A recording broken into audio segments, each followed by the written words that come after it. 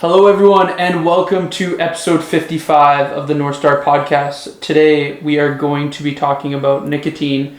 The title of it is Nicotine for Fat Loss. That is the specifics of it for today. So, I'm just going to be doing the intro right now, but I'm going to pass it on to Akam to do all the scientific stuff, and he's going to kind of go into all the research, and then we're going to kind of talk about experience and go from there. So, Akam, lead it off, man. Cool. So basically, we're going to be talking about nicotine, the actual compound, and not too much about like smoking and the different products, but we will chat a little bit about it. And just an open disclaimer before we get started, we're not telling anybody to use nicotine. This episode is primarily for people who are already using nicotine and just have questions on how it's going to impact their fat loss, and how it's going to help and how they can use it to minimize harm, cravings, blood sugar spikes, extra weight gain. And yeah, like I said, we're talking about the compound, not too much about the actual products. We're not endorsing it, especially for the younger people out there. And yeah, ready to dive deep? Yeah, let's do it. Cool. So what is nicotine and what happens in your body when you take it? Nicotine is a stimulant. It's a nootropic. And what it does is it impacts your brain as well as your nervous system and your metabolism. But it's not a fat burner. So the key effects that happen when you take nicotine, to really dumb it down, is that it will suppress your adrenaline, which is a hormone that makes you feel hungry. It's going to raise your adrenaline, norepinephrine, and what's going to happen with that is you're going to just get a small temporary metabolism boost. It can help. There's some studies that show it can help with speeding up lipolysis, which means your body's just going to release more fatty acids for energy.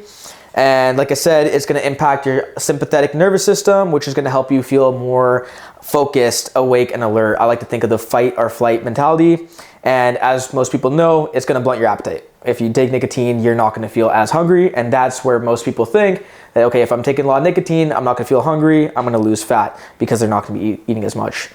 So just to really dumb it down even more, you're going to feel less hungry if you're taking nicotine, more energized by taking it.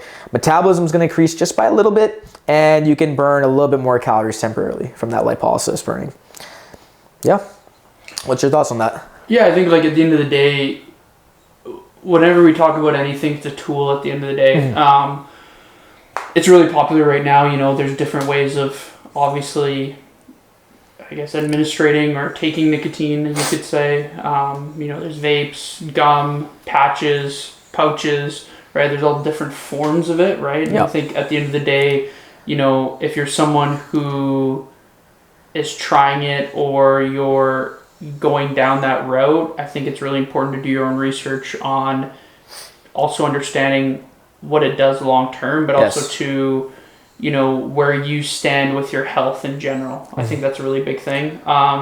It became popular obviously because, you know, it would help people try to quit smoking, right? Yep. Like that's, you know, now it's becoming more and more popular and you're starting to see it more and more as well. So. Yeah, you can get it anywhere. I see nicotine patches at Costco. Yeah. Of all places. And I think a lot of times too, you know, at the end of the day, if that's something that you're going in the direction, it's also understanding milligrams and also understanding like how much you're taking and how much, you know, you'll see benefits from, or how much is too much, right? Because with anything like this, like anything in the world that we use to help with a tool, you can take too much. Yep. And you also have to understand your tolerance as well. Yeah, it's like a scale, right? You take too much, you can get side effects. So always keeping that scale, nice little balance. And the thing is, the biggest thing that I find with nicotine, and what most people know, it's pretty general knowledge, is that tolerance. You can build up tolerance quick. So that's the issue I feel most people run into, whether they're smoking, taking anything, they build up their tolerance. And then that leads to a bunch of different side effects, right? Fully killing their appetite, which leads to some stuff like binge eating at night because they just don't eat anything throughout the day.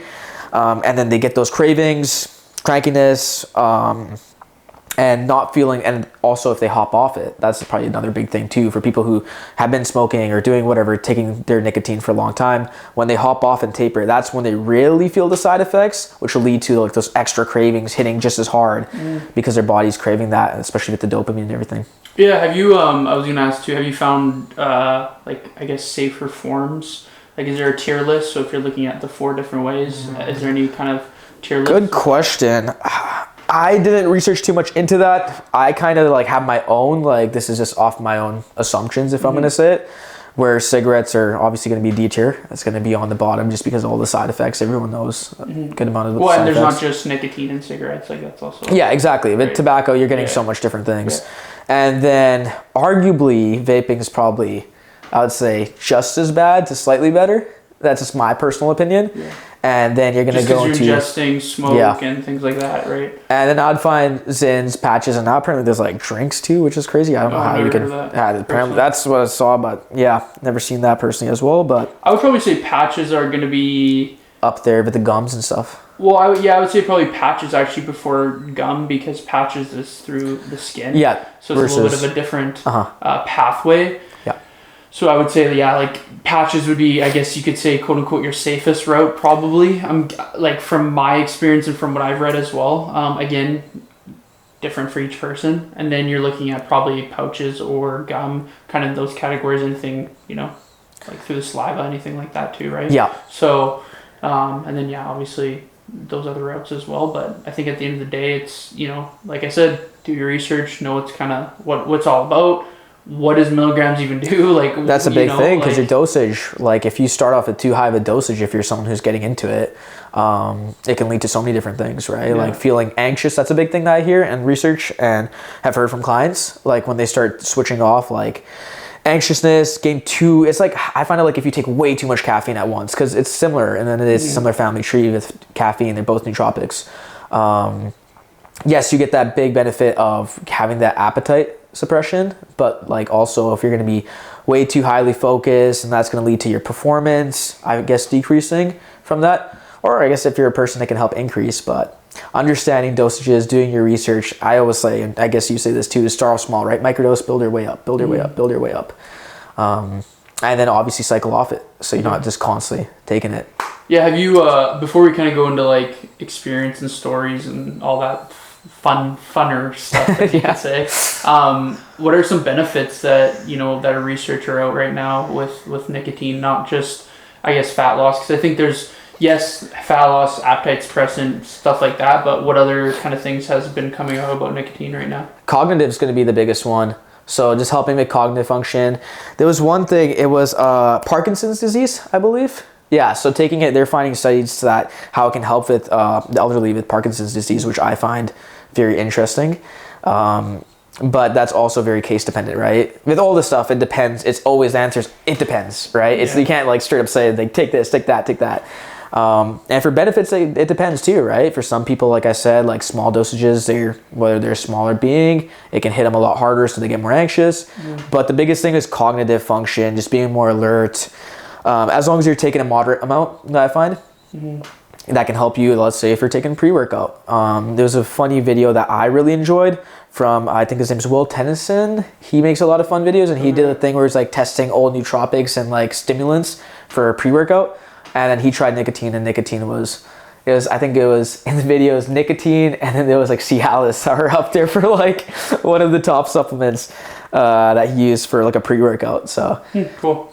Yeah, I think like I'll play like devil's advocate on this, because I know that people have said like, oh, nicotine's not good for performance, right? I think and they've shown it hasn't been like quote unquote performance based, but I always look at it as, well, if you are someone who tends to get brain fog and you have a hard time focusing later into your workout or midway through your workout, and that is helping you kind of push past that barrier, I think that actually can help with performance. Maybe not indirectly, like, or directly performing, like lifting more weight, but if it helps you focus better and you're able to then push past barriers and make sure that you stick with the workout and you're not just like lollygagging now and going on your phone because you're like, I'm so tired, and it helps you kind of push. That could also be something that you can see it as too, right? Yeah, especially if that, like you said, feeling tired, right? If people are feeling tired and then they need that extra push, 100%.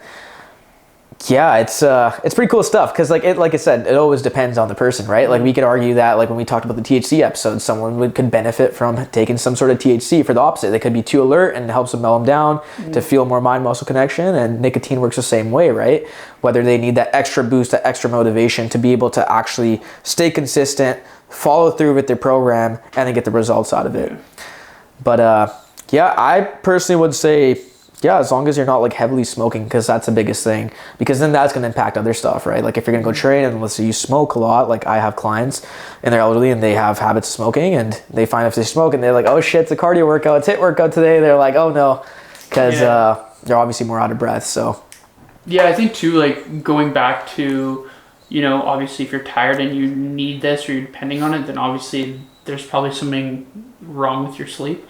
Yeah, because right, like, you know, at the end of the day, like that's probably the biggest focus you should be putting towards, and not just like reaching for all these different things. Yeah. But at the end of the day, if you're someone who is a high performer, or you are someone who needs it for cognitive benefits to get through your day, that's where I see it. Like I see, you know, I have lots of friends that are business owners, or, you know, they have very busy days where they're working 10 to 12, 14-hour days. And I find that they've been able to get through those things cognitively and still show up and be there, because once you get into like hour 6, 7, 8, 9, your brain starts to feel like mush. Yep. It gets closer. And I found that adding that in can help you kind of get past those hours and be able to, especially if you're someone like that is high performing that way too, right? So it's just arguably like saying too, like if you're someone who, you know, we can go back to like the fat loss thing too, helping, because if you can't push past a barrier, or you're having a hard time focusing, pushing past a barrier, that can actually inherently help you with your fat loss. Right? Yeah. Because exactly. Right. If you're cognitively not be able to like fully push, or you're not fully available to like be there, because anybody that's been in a deficit knows that you get brain fog. Yep. Right. And sometimes that's part of being in a deficit. Like obviously it's not something that if it's so to the point where you can't think, I just mean like there is going to be some brain fog at some point, because you're eating less calories than what you need. So there is going to be, so if that kind of helps and stimulates that, it's a short-term thing that you use to get past that barrier, that could also help as well, right? Exactly. I want to chat about, like, for people who are using it already, some, like, I guess not rules, but things that they can follow that can help them. Yeah, I think for myself included, like I'm not gonna sit here and say I haven't tried it. I've tried it myself. Yep. I'm not like, I have no shame in saying that. For myself, that's just like, I think, see, I'm someone who's like, when all these things come out, I'm like, oh, let's try it. Like, let's see, right? Can you pick it up? Well, it depends on the thing, right? Like, can't hate on it before you try it, right? Yeah, I'm not gonna, you know, like there's certain things, you know, but yeah. But at the end of the day, right? I look at it as like, okay, let's try it out. Let's see. So for myself, I find that like late morning, after I've had some food, I feel better. Yes. Personally, that's just something, a tip that I like. Yep. I don't think like waking up and right away reaching for it is always the best. Again, I'm just talking for myself. And then also to like, you know, maybe midday, or if you're doing something like a cognitive task. But again, you have to know your tolerance. Like if you're doing a pouch, and for me, a pouch is very convenient. That's what I think. I've tried a patch, I've tried pouches, whatever. But a pouch is one of those things, doesn't, depending on the milligrams, of course, I find it doesn't last as long, of course, because obviously it's only going to hit you for so long until you have to take another one, right? So spacing them out is also going to be important. The timing, okay. And the thing is you get caught up in taking more and more and more, because once you've done 8 milligrams, let's say, and you split, like, let's say you do 4 and 4, right?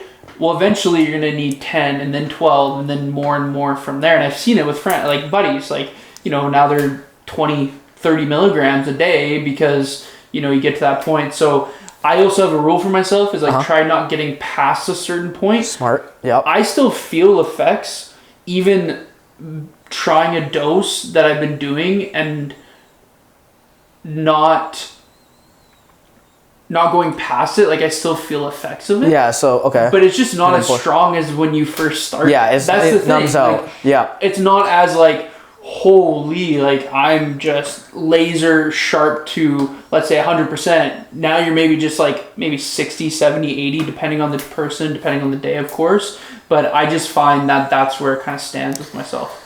Yeah, one thing I really want to chime in on that I really like that you mentioned was the food aspect. One, like I was going to say, like some of the rules that I would say for people to follow would be not doing it when you're fully fasted and trying to eat before you take it. Big thing with this is if you don't have food, you already have a big cortisol spike. So you're already going to be stressed out, and then it just increases a higher chance of rebounding later throughout the day and just binge eating, having worse cravings, which nobody wants that, obviously. And basic fundamentals, eating your protein, carbs beforehand, just to stabilize your blood sugar. And I do also like what you mentioned with the window. Do you think that having like the same time, like, okay, if you're going to take 2 different pouches throughout the day at these different dosages, focusing on having the same times consistently help a lot when it comes to like still feeling the effects, but not like going completely numb to it? I think strategically using it, right? Yeah. Right. I think time too, obviously, like I probably wouldn't say like, you're going to bed at 10 and not too late at night. 30. Yeah. Like, 100%. you want to be, I would say probably 2 hours, like 2 hours, don't have any 2 hours before bed, right? That I would probably say that's safe. Again, that's just my side of it. That's what I'm going to be honest, I haven't looked into timing on at night in the aspect of when's the exact moment you should stop. Yeah. But rule of thumb is like 2 hours. I find it doesn't have the same effect as caffeine either, right? So if I have caffeine later in the day, for example, at like, let's say 8 o'clock, and then I try to go to bed at 10, I can't go to sleep. Yep. If I have nicotine though, around let's say 6, 7, whatever, I can sleep fine, I'm okay. So I find it works a little bit different for myself. So your sleep doesn't get disrupted at all? Personally, no. But again, I'm not having it, way too, So like coffee, my rule of thumb is I don't have it past 3 or 4. 1 o'clock. Okay. No, 1 o'clock is I do 3, but that's okay. For me, it's 1, right? So again, it's on the individual, yep. right? So for me, past 1 o'clock, I find caffeine affects my sleep later on. Nicotine, I don't have that issue with. I don't have the same effect, right? So if I have one, if I have a pouch and I need to go do like a ton of work, let's say, right? Yep. Like on the computer. Yep. If I have 1 or 6, 7, whatever, and I go to bed at 11, I don't find I have that issue sleeping later on. Versus if I had caffeine. I see. So that's why it's another cool thing, right? Versus an alternative, right? If you need that boost, but you don't want to drink that cup of coffee, it's another cool use. What's your thoughts on hydration? Always pairing it with hydration. Do you notice, like, do you drink less water when you take it? I think with any, like, things that reduce your appetite, you tend not to drink probably as much water. Just in general. Yeah, because you just put less things in your mouth. You just it's usually even like caffeine for some people, right? They find that you drink coffee, just not as you're not as hungry as well, right? So it's just super dependent, and I think that's we're gonna keep saying that, but again, using it as a tool, using it as something that can help you long term if you find that's something that you need. Yeah. You can also do phases. Maybe you have 2 weeks of a lot of work to do, and you have a lot of things going on, and you need to be cognitively there, or you're in a 2-week dieting phase, and it's really, really hard to get past those 2 weeks before you transition to maintenance. Whatever it is, right? Yep. Using that as a tool to get that edge, right? Yeah. Or you're someone who just does it every day, and you're just like, whatever, right? Like it is what it is, right? Yep. We all live how you want to live. Yeah. And that's like the choice, like. At the end of the day, if that's something you want to do, that's what you want to do, right? Yeah. So. Do you want to finish it off with just some 5 things to what the listeners can do to avoid gaining extra weight while on nicotine to finish it off? Yeah, I think, if we go just back to basics, right? It's, making sure that you are still eating adequate nutrients and you don't just skip meals. Like your lunch shouldn't be a Zin. Like that shouldn't be your lunch. Yeah, your breakfast shouldn't be a Zin and a cup of coffee, right? Like that shouldn't just be a replacement. They did back in the day, but right? So, and again, when you're looking at it at the end of the day, it's nutrients, hydration,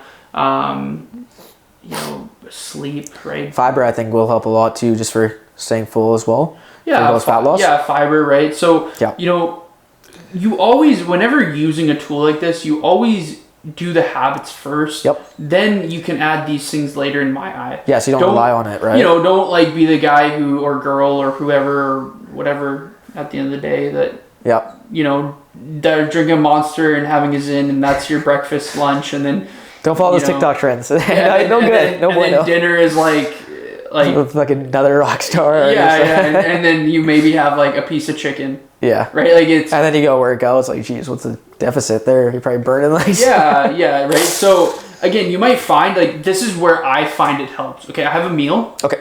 And then instead of snacking, I find I don't snack as much. If you take it after your meal. Yeah, so then you don't have those like filler time. So like let's say I have breakfast at 10 and usually I would be having a snack at let's say, I don't know, 12 or 12, right? Let's just say, right? I find I don't need that snack as much. Yeah, less right? food noise. And again, it depends on the phase. Maybe I do need that snack. Maybe I'm in a phase where I'm trying to eat more calories. Or your sleep was worse that night, so you're more hungry. Yep. Yeah, so there's different avenues that you can go about it, but you just have to understand yourself and know that as well, right? What's your thoughts on training? I think people should do strength training, make sure they're doing cardio, especially if they're smoking quite a bit. I think they shouldn't be skipping out on it, but it doesn't have to be anything crazy like super high intensity cardio just to offset the... Okay, so this is, I'm just going to put out there. Yep. If you're smoking and you haven't tried this avenue yet, maybe it's something to look into. Yeah. Right? Like, I don't think smoking is, even, yes, it's in nicotine, tobacco, like, that is probably going to be the worst thing for you at the end of the day when it comes to the slowing down overall like just health of yourself. Doesn't mean you want to have a cigar here, you want to have a cigarette, whatever. If you're someone who has 2-3 packs a day, well obviously it's going to be impacting your day-to-day life, right? Like it's obviously going to be impacting your health, obviously it's going to be impacting your cardiovascular health. It's going to be harder to breathe, it's going to be harder to do things, it's probably going to be harder to just overall be yourself. So that's where I think these things can really make an impact. And if you're someone who doesn't even smoke and you're someone who wants to try it, then there's other avenues other than cigarettes. Yeah, exactly. Right? Like that's what I'm trying to get at. And then, right? So exactly. And I would say stuff like another little tip is like, prepping your food in advance. Meal prep will help a lot, right? Because if you have everything prepped up and you follow your plan, you follow your structure, then you add that on top. Because at the end of the day, like we keep saying, it's a tool. You add it on top of there, you reap the benefits, right? I find myself 3 balanced meals. Protein, carbs, fats, veggies, whatever, and then knowing my portions of protein in each. Maybe have a little snack later, and then using nicotine in between to get past those barriers if I get hungry. I'm someone right now in this phase that I'm in right now. I'm not someone who's like I don't have an over like appetite as well, right? Yeah. And this kind of ties into like what we've talked about, peptides and all these other things, right? So it's like, you have to also be careful about taking too many appetite suppressants. Yeah. So if you're someone who's taking a GLP and then you're using other stimulants and then you're using nicotine and then you're using this peptide as well to bring like there's another one called CAG that brings your appetite down. Like if you're using all 4 of them, then you have to be very cautious about what dose you're doing. Yeah. Don't take the highest dose for all 4 of these things. If you're going to do all 4 of them, take the lowest dose of all 4 and then see how you feel. And honestly, sometimes it's the better route when it comes down to like long-term effects and all that. Well, just that, but also too, just in general, like you're not going to be doing so much of one thing. You're doing a little bit of everything. Yep. So you don't hit a plateau or you don't hit a wall, and you can kind of like take things out as you go. If you want to take one thing out, increase something else, you can do that later on as well. Yeah. So, Cool. I think that sums it up for this episode, right? Yeah, no, it's great. Yeah, I like I said, if anybody has any questions on any of these things, let us know. Reach out to us. I talked about my experience, especially with this, so you can ask me questions as well. But just want everyone thank you for listening to episode 55 of the North Star podcast of Nicotine for Fat Loss, and we'll see you guys in episode 56. Peace.